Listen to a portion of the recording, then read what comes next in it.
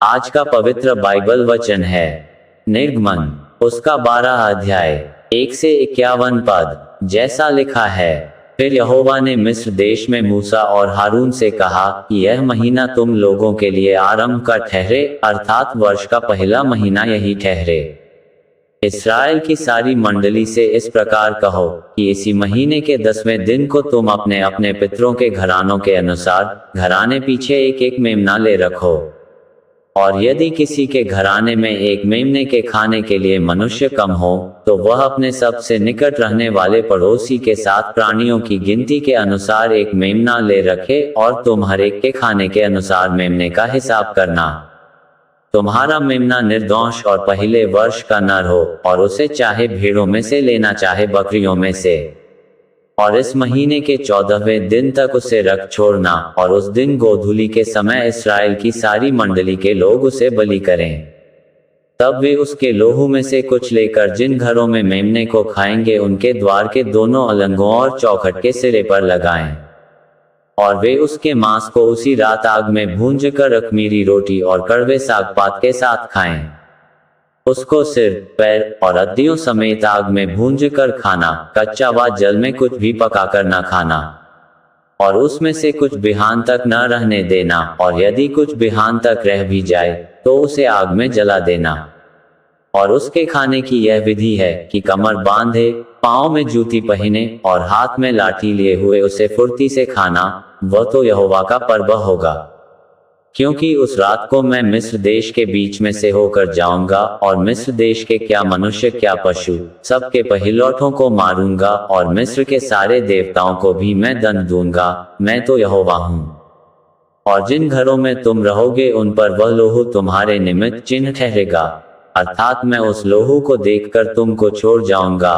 और जब मैं मिस्र देश के लोगों को मारूंगा, तब वह विपत्ति तुम पर न पड़ेगी और तुम नाश न होगे। और वह दिन तुमको स्मरण दिलाने वाला ठहरेगा, और तुम उसको यहोवा के लिए पर्व करके मानना। वह दिन तुम्हारी पीढ़ियों में सदा की विधि जानकर पर्व माना जाए। 7 दिन तक अख़मीरी रोटी खाया करना, उनमें से पहले ही दिन अपने अपने घर में से खमीर उठा डालना। वरन जो पहले दिन से लेकर 7वें दिन तक कोई खमीरी वस्तु खाए, वह प्राणी इस्राएलियों में से नाश किया जाए। और पहले दिन एक पवित्र सभा, और 7वें दिन भी एक पवित्र सभा करना। उन दोनों दिनों में कोई काम ना किया जाए, केवल जिस प्राणी का जो खाना हो उसके काम करने की आज्ञा है। इसलिए तुम बिना खमीर की रोटी का पर्व मानना, क्योंकि उसी दिन मानो मैंने तुमको दल दल करके मिस्र देश से निकाला है। इस कारण वह दिन तुम्हारी पीढ़ियों में सदा की विधि जानकर माना जाए।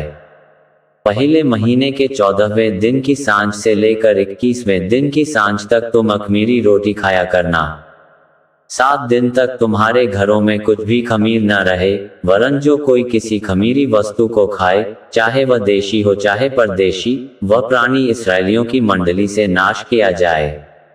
कोई खमीरी वस्तु ना खाना, अपने सब घरों में बिना खमीर की रोटी खाया करना। तब मूसा ने इस्राएल के सब पुरनियों को बुलाकर कहा, तुम अपने अपने कुल के अनुसार एक एक मेमना अलग कर रखो, और फसह का पशु बलि करना।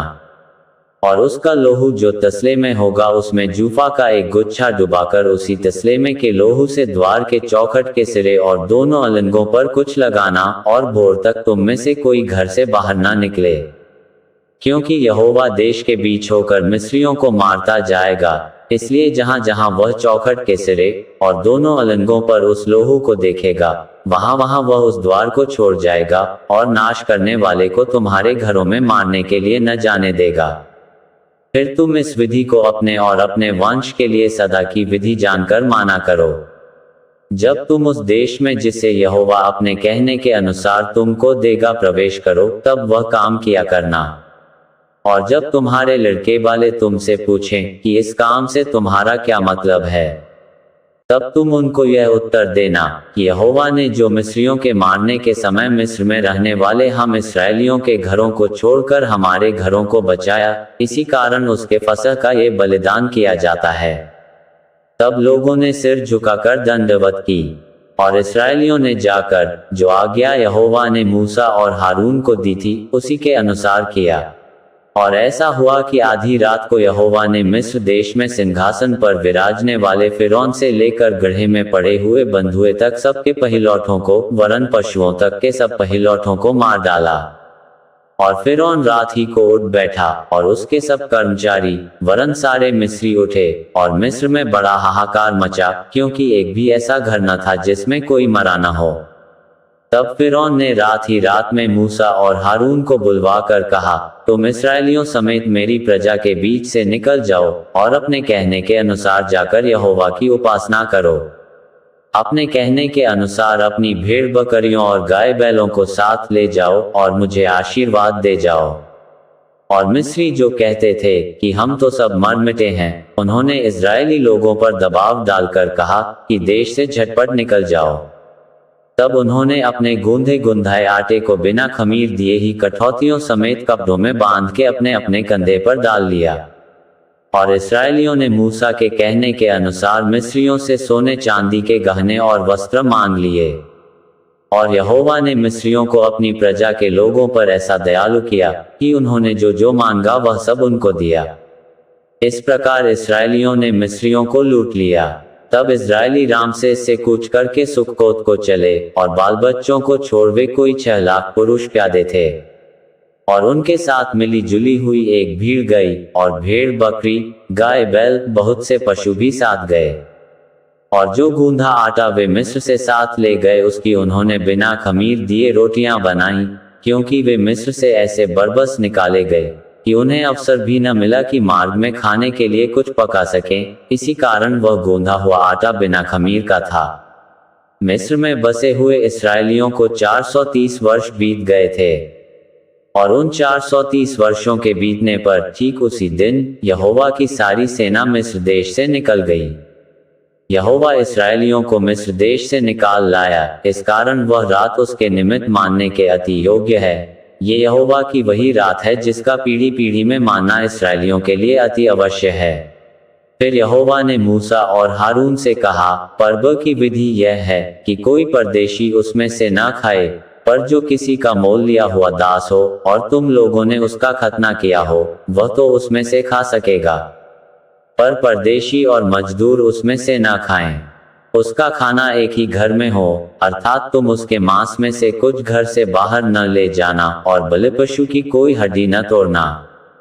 पर्व को मानना इस्राएल की सारी मंडली का कर्तव्य कर्म है।